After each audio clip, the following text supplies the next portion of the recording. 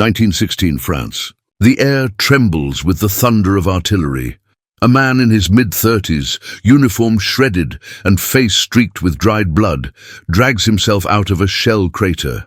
His left eye is hidden behind a black patch, his sleeve pinned where a hand used to be. The ground around him is nothing but churned mud and the bodies of men who never made it across. Yet he shouts, waves his cane, and keeps advancing. To the soldiers crawling behind him, he looks less like an officer and more like some kind of apparition, half broken, half immortal. His name is Adrian Carton de Wiart, and somehow after being shot, bombed and mutilated more times than most men can count, he's still fighting. In 1900, as Britain's empire fought in South Africa, a 19-year-old Oxford student quietly vanished from campus. His father believed he was preparing for a law degree. Instead, Adrian had forged papers and enlisted under a false name, Trooper Carton, in the Imperial Yeomanry. When the army discovered the lie, they sent him home. He returned to university, but the taste of battle had already burned itself into him. When the Second Boer War reignited months later, he tried again, and this time they kept him. It took only a few weeks before he was hit. A bullet pierced his stomach and groin. Surgeons removed it without anesthetic. He didn't cry out. He would later call that moment an introduction to pain. After recovering, Carton de Wiart joined the British Army properly. He had no patience for ceremony, no love for politics, only an instinct for chaos. In 1904, he was shipped to British Somaliland, fighting Mohammed bin Abdullah's dervish forces. Known to the press as the Mad Mullah, the campaign was brutal. Sandstorms, thirst, ambushes. During one assault on a dervish fort, a bullet entered his cheek and exited through his ear, tearing away his left eye.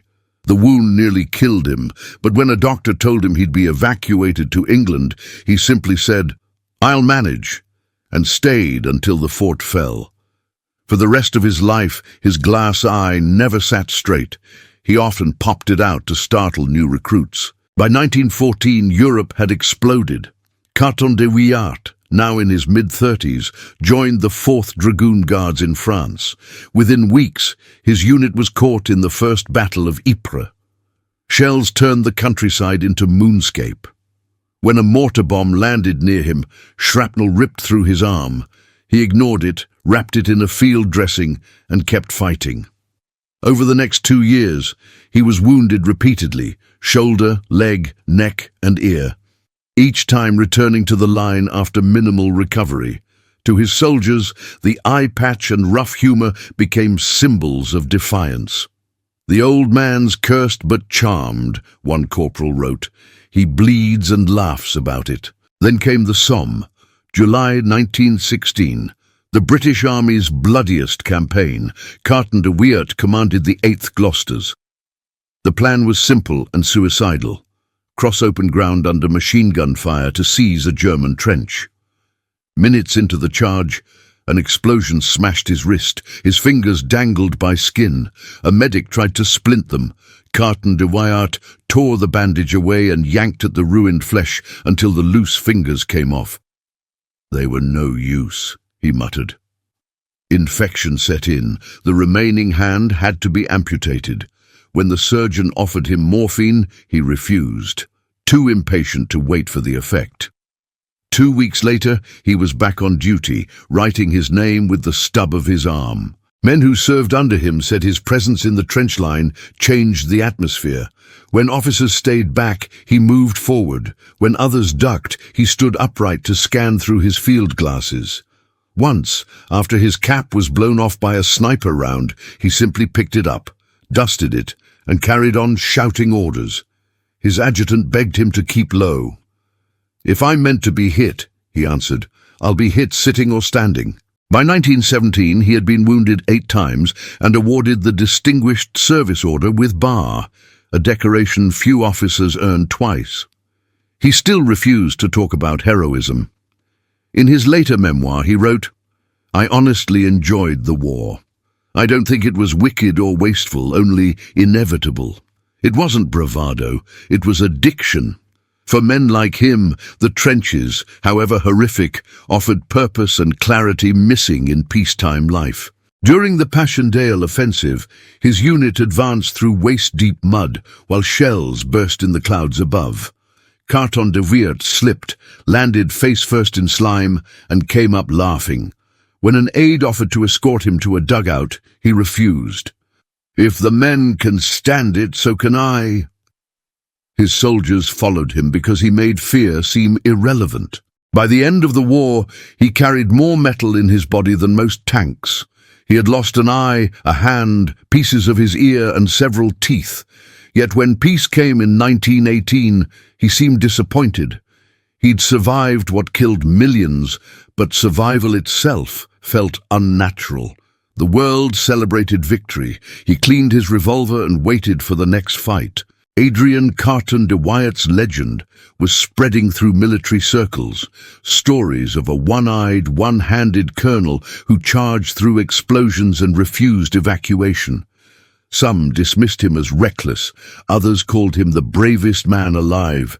The truth lay somewhere between. He simply couldn't imagine life any other way. The battlefield was the only place that made sense. When the guns finally fell silent and Europe stumbled into fragile peace, most officers retired, drank, or wrote their memoirs. Carton de Wiart did none of those. He waited, restless, convinced the world's calm was temporary. In a letter to a fellow officer, he wrote, "If another war comes, I shall be too old, though I dare say I'll find a way." He was wrong about the first part, right about the second.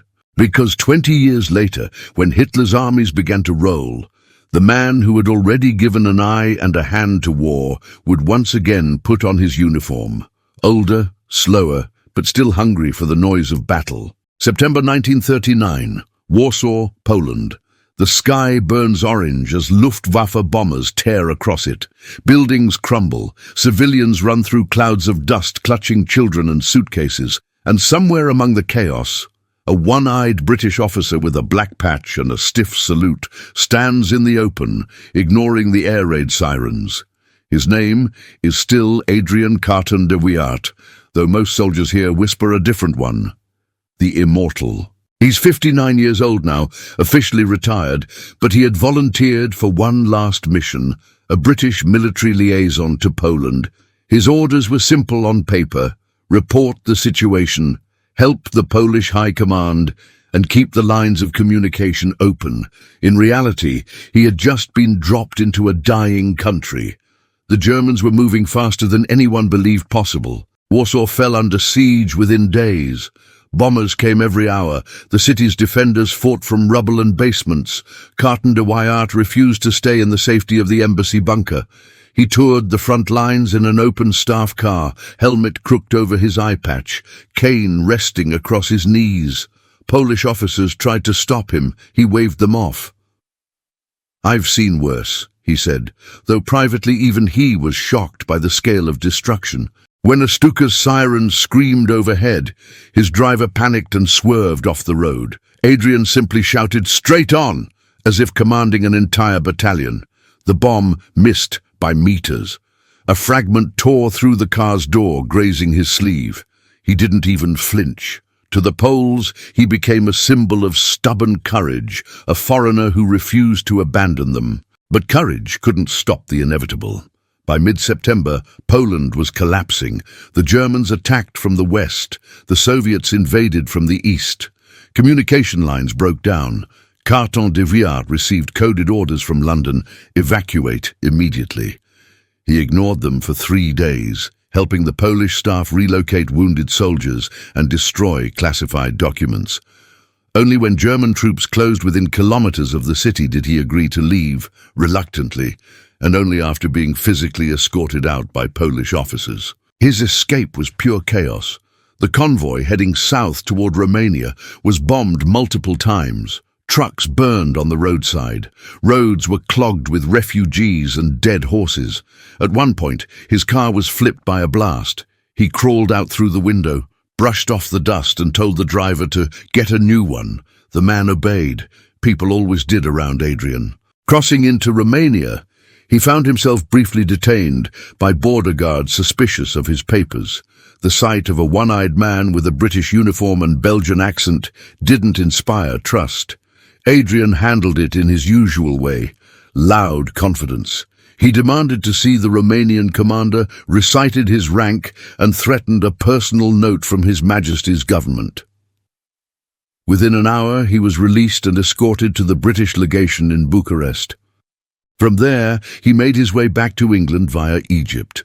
Most men his age, after what he'd seen, would have retired permanently.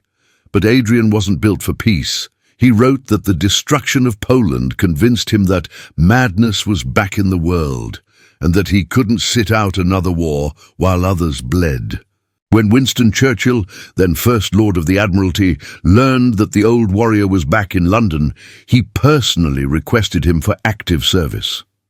Churchill had a soft spot for eccentric heroes, and Adrian fit that description perfectly.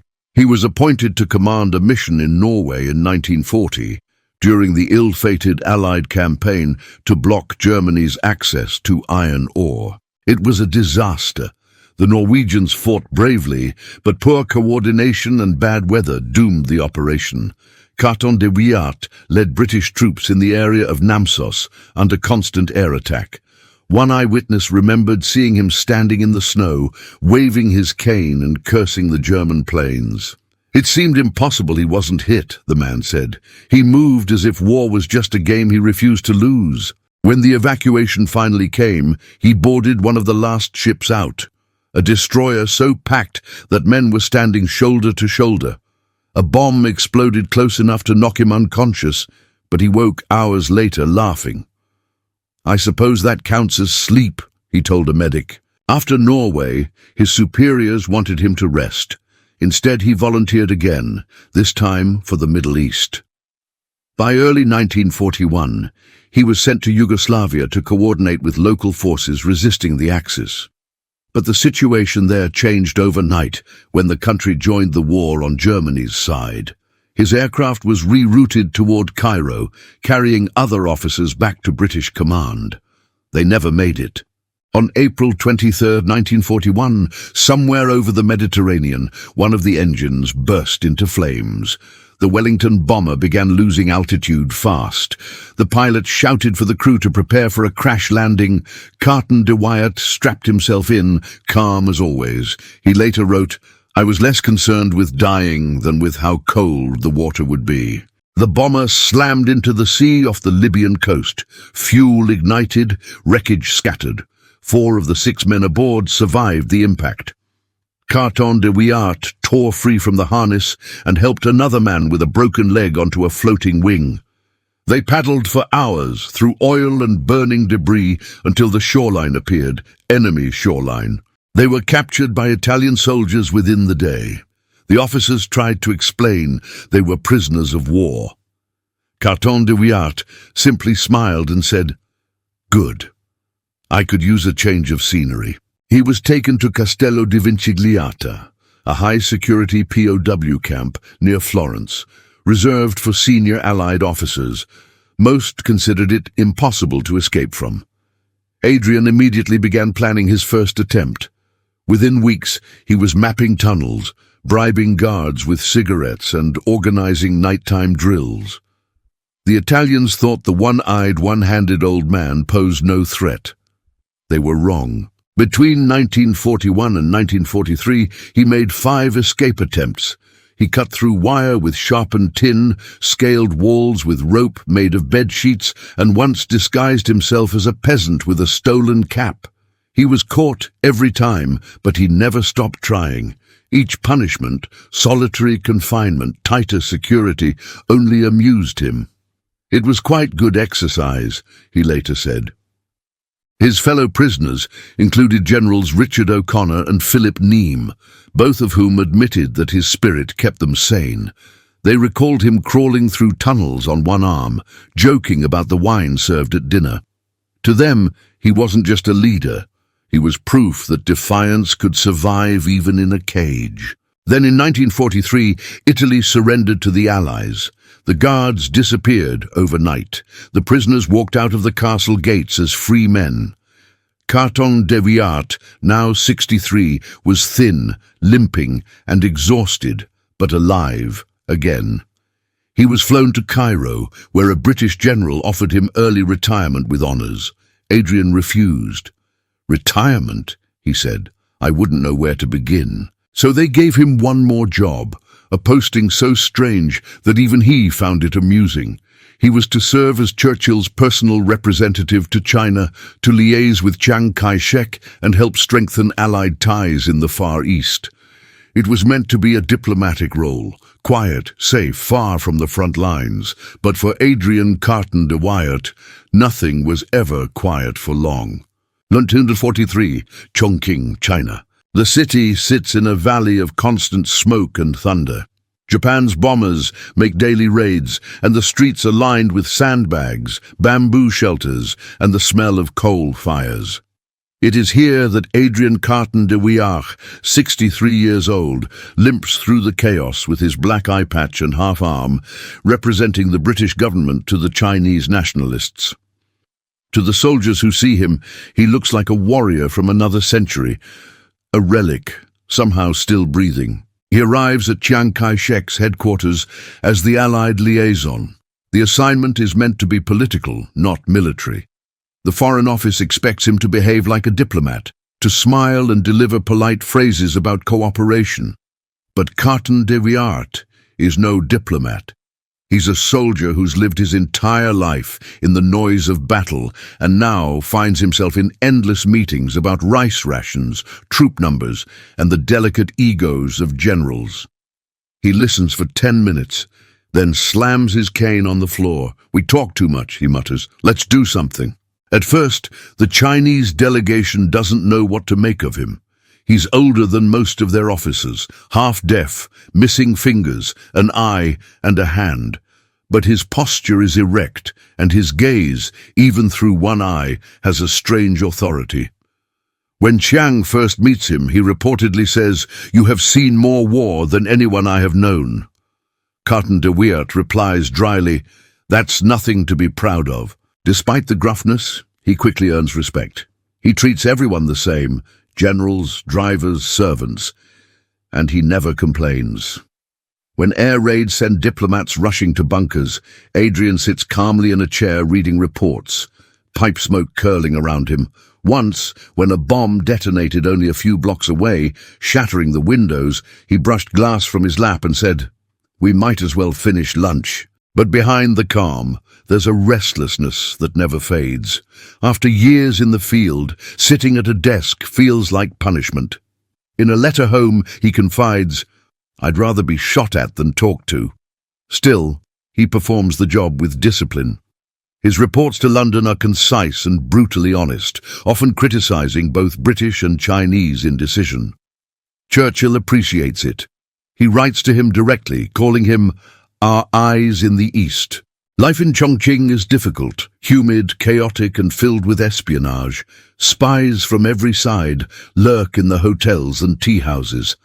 Adrian finds the intrigue amusing. He claims to be too old for secrets and too obvious to be subtle. "Nobody would trust a man who looks like me to spy," he jokes, and perhaps he's right.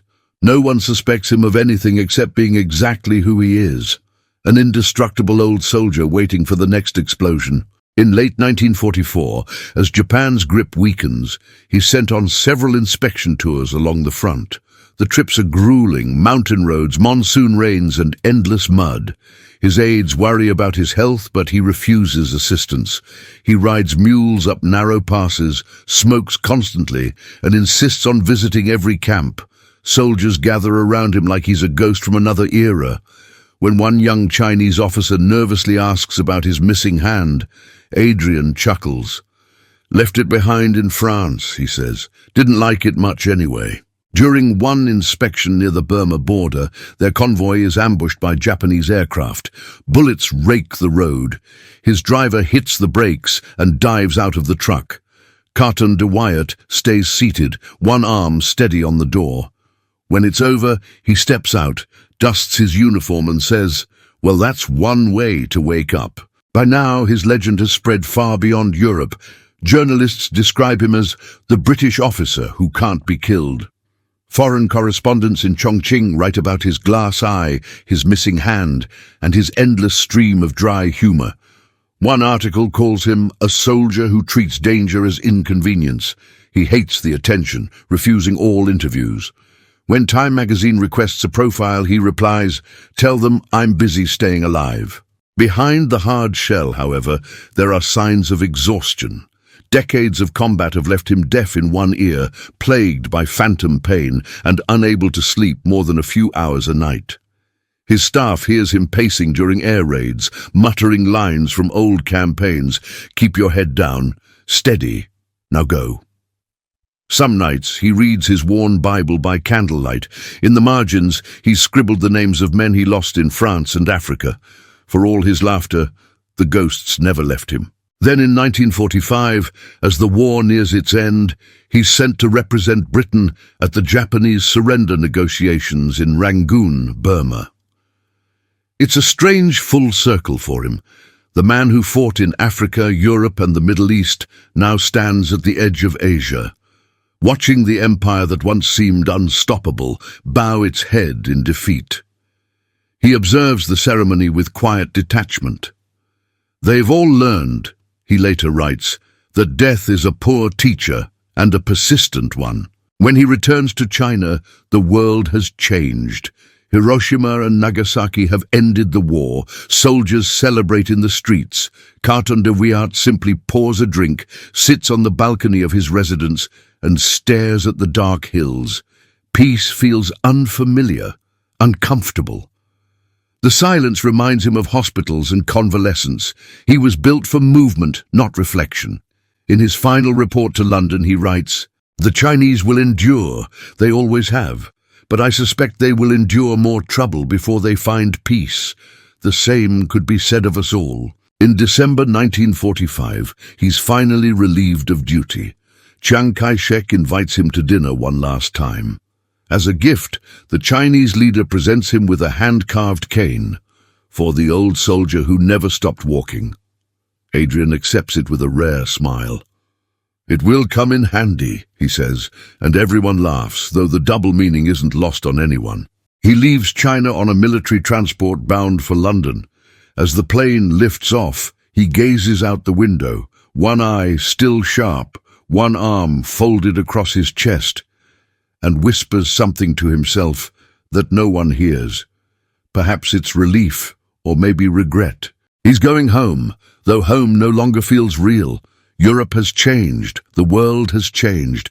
The age of men like him is over. But as long as Adrian Carton de Wiart still draws breath, war, in some form, will never be far away.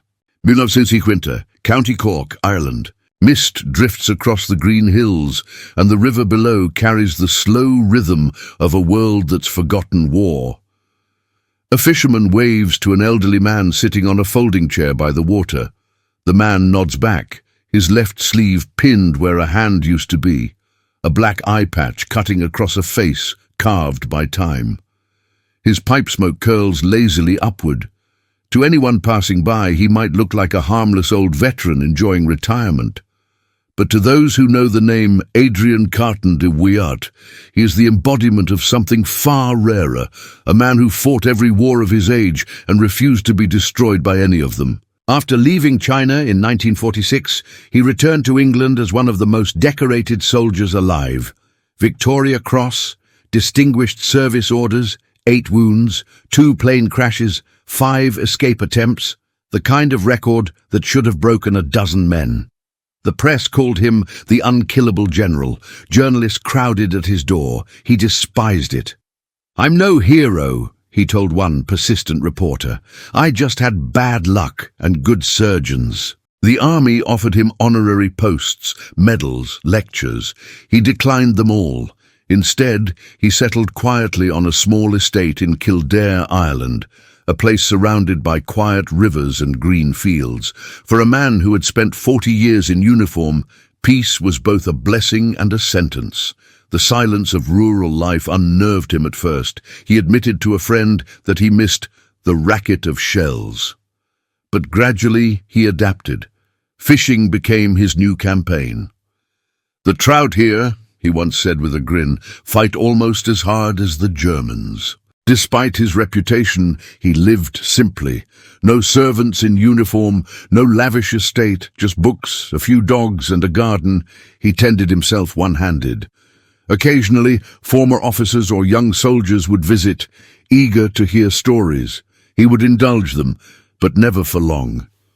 "War stories are for the living," he'd say. "The dead don't talk about them." Yet those who spent time with him noticed something in his silence, a man haunted not by guilt or fear, but by the strange emptiness that follows survival.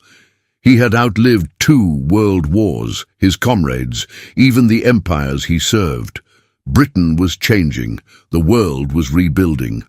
But for Adrian, the battlefield had been his world, and it no longer existed. In 1959, at nearly 80, he published his autobiography, Happy Odyssey.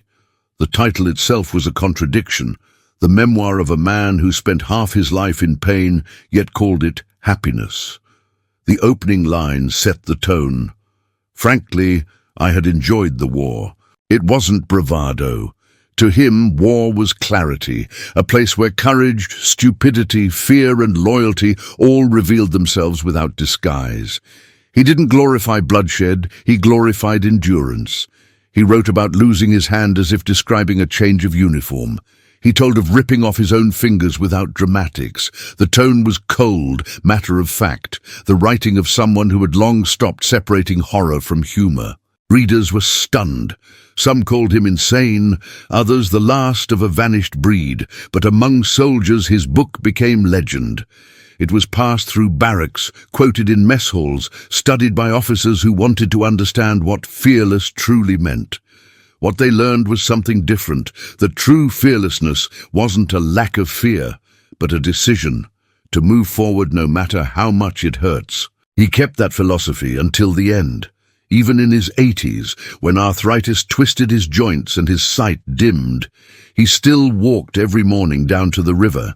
Neighbors recalled seeing him in full tweed coat and hat, dogs trotting beside him, pipe clenched between his teeth. He'd stop, stare at the horizon and mutter something under his breath. Maybe counting shells from a memory, maybe saying a prayer for those who didn't make it home. In his final years, he was invited once more to London for a ceremony honoring decorated veterans. He attended reluctantly, wearing the medals he normally kept locked away. When the crowd applauded, he smiled faintly and whispered to a companion, "All this fuss for staying alive." He passed away in 1963 at the age of 83. No fanfare, no headlines, just a quiet notice in the papers. Lieutenant General Sir Adrian Carton de Wiart, VC, has died peacefully at his home. His funeral was modest, a few officers, a priest and the Irish wind carrying the last words of the service. One former comrade remarked afterward, he looked more asleep than dead, as if even death hadn't dared bother him. Today, his name appears in military histories and on lists of impossible soldiers, men who refused to quit. But even those records can't fully capture him. He wasn't driven by ideology or ambition. He never sought fame or even glory. What pushed him was something simpler, a stubborn, almost childlike refusal to stop. He once said, "You mustn't mind being wounded. You'll get used to it after the first few times." It was meant as a joke, but it defined him better than any medal ever could. In the decades since his death, his legend has grown, a symbol of endurance in a century defined by destruction. His portrait, hung in the National Army Museum, shows a man with the faintest smirk, as if amused that he's still being talked about. One eye missing, one hand gone, yet posture straight as if awaiting the next order. If there's any justice in the way history remembers him, it's this. Adrian Carton de Wiart proved that courage isn't about charging into battle. It's about continuing to live after everything else has been taken away. From the mud of the Somme to the skies over Libya, from POW camps to Chinese palaces, he endured what should have been the end a dozen times over. And in doing so, he became the embodiment of the soldier's paradox. A man who survived war, but never truly left it behind. Because for Adrian Carton de Wiart, war wasn't a tragedy. It was simply life, unfiltered, unforgiving, and unforgettable.